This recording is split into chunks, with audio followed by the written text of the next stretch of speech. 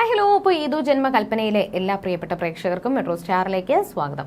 അങ്ങനെ നമ്മുടെ ഏതു ജന്മകൽപ്പനയിൽ ഇപ്പോൾ ആ ഒരു സംഘർഷഭരിത നിമിഷങ്ങളിലൂടെ കഥ മുന്നോട്ട് പോയിക്കൊണ്ടിരിക്കുകയാണ്. പ്രീതിയുടെയും ആകാശിന്റെയും ജീവിതം സന്തോഷത്തോടെ മുന്നോട്ട് പോകാൻ വേണ്ടിയിട്ട്, അവരുടെ വിവാഹം നടത്താൻ വേണ്ടിയിട്ട് എല്ലാവരും തീരുമാനിച്ചു. ആദ്യം മനോരമയ്ക്കായാലും എല്ലാവർക്കും ഇതിലെ എതിർപ്പുണ്ടായിരുന്നുവെങ്കിലും ആ ഒരു എതിർപ്പെല്ലാം മാറ്റാനായിട്ട് അവിടെ അശ്വിന് സാധിച്ചു.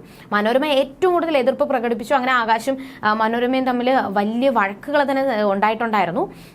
എന്നാൽ ആ ഒരു വഴക്കെല്ലാം മാറ്റി പ്രീതിയുടെയും ആകാശിന്റെയും വിവാഹം നടത്താൻ വേണ്ടിയിട്ട് മനോരമയെ കൊണ്ട് സമ്മതിപ്പിക്കാനായിട്ട് അശ്വിന് സാധിച്ചു.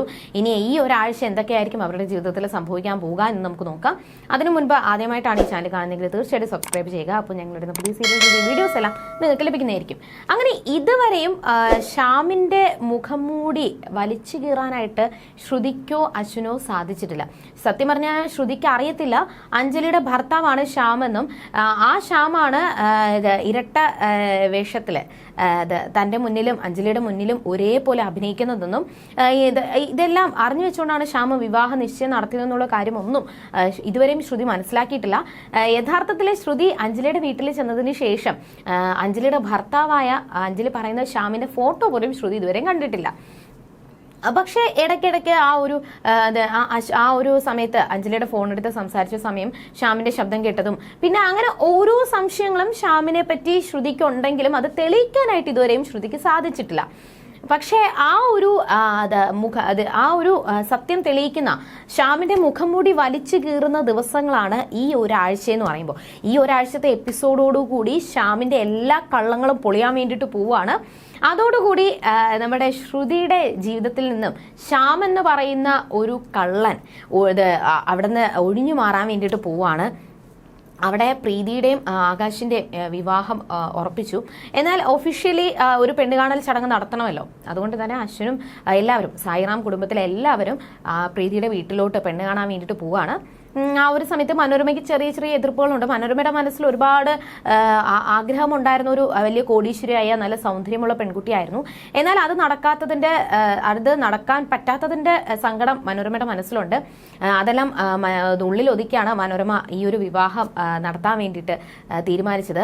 പ്രീതി വന്നതിന് ശേഷം ഇതിനുള്ള പണി ഞാൻ പ്രീതിക്ക് കൊടുത്തോളാം, അവളെ ഞാൻ അമ്മായിമ്മ പോരെടുക്കും എന്നൊക്കെയുള്ളൊരു കാര്യങ്ങൾ മനോരമയുടെ മനസ്സിലുണ്ട്.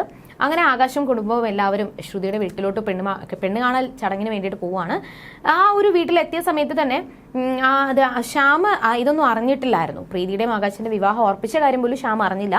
ശ്യാമ പെട്ടെന്ന് തന്നെ താഴോട്ട് ആ ഒരു സ്റ്റെയർ കേസ് വഴി നടന്നു വരുന്ന സമയത്താണ് അവിടെ അശ്വിനും എല്ലാവരും കുടുംബത്തോടു കൂടി വരുന്നത് കണ്ടത്.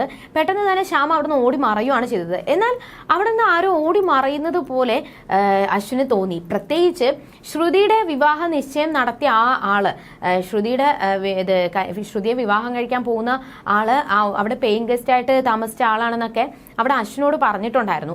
അഞ്ജലി കാര്യങ്ങളൊക്കെ പറഞ്ഞിട്ടുണ്ടായിരുന്നു. അതുകൊണ്ട് തന്നെ ശ്രുതിയെ വിവാഹം കഴിക്കാൻ പോകുന്ന ആൾ ആരായിരിക്കും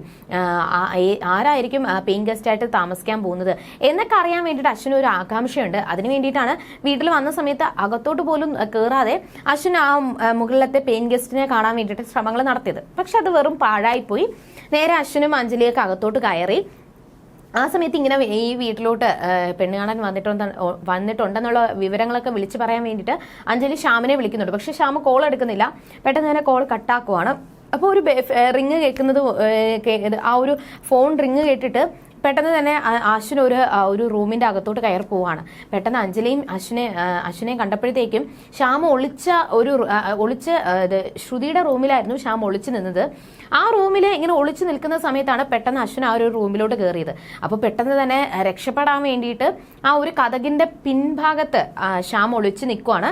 കതക് തുറന്നു. സാധാരണ നമ്മൾ കതക് തുറക്കുമ്പോൾ ഇങ്ങനെ കതക് ഫുള്ള് തുറന്നു പോകുമ്പോഴത്തേക്കും കുഴപ്പമില്ല. ഫുള്ള് തുറക്കാതെ പകുതി ഇങ്ങനെ തടഞ്ഞു നിൽക്കുമ്പോൾ അതിന്റെ അകത്ത് ആരെങ്കിലും ഉണ്ടെന്ന് ചെറിയൊരു സംശയം തോന്നും. എന്നാൽ അതുപോലും സംശയം തോന്നാത്ത വിധമാണ് ശ്യാം ഒളിച്ചു നിന്നത്. എന്നാൽ ആ ഒരു റൂമിലോട്ട് കയറിയതിനു ശേഷം ഉറപ്പായിട്ടും ശ്യാമും അശ്വിനും അവിടെ വെച്ച് കണ്ടുമുട്ടും. ആ ഒരു സമയത്ത് ഒരിക്കലും തന്നെ കാണാൻ പാടില്ല, എങ്ങനെയെങ്കിലും ഇവിടുന്ന് രക്ഷപ്പെടണം എന്നൊക്കെ പറഞ്ഞുകൊണ്ട് ഭയങ്കര ഒരു ടെൻഷനിലാണ് ശ്യാമ നിൽക്കുന്നത്. ഉറപ്പായിട്ടും അശ്വിന്റെ മുന്നിൽ ശ്യാമ പിടിക്കപ്പെടാനുള്ള ദിവസമാണ്. ഈ ഒരാഴ്ചയോടുകൂടി ശ്യാമിന്റെ എല്ലാ രഹസ്യങ്ങളും ശ്രുതി കണ്ടുപിടിക്കാൻ വേണ്ടിയിട്ട് പോവാണ്.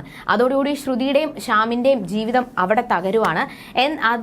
ആ ഒരു തകർച്ചയിൽ നിന്ന് ശ്രുതിയുടെയും അശ്വിന്റെയും ജീവിതം വീണ്ടും തുടങ്ങാൻ വേണ്ടിയിട്ട് പോവാണ്. ഇനി എന്തായിരിക്കും സംഭവിക്കാൻ പോകുന്നത്, എന്തൊക്കെ സസ്പെൻസ് ആയിരിക്കും ഈ ഒരാഴ്ചത്തെ എപ്പിസോഡിൽ കാണാൻ വേണ്ടിയിട്ട് സാധിക്കുന്നത് എന്നൊക്കെ നമുക്ക് വരുന്ന ആളുകളിൽ കണ്ടറിയുമ്പോൾ ടാറ്റാ ബൈ.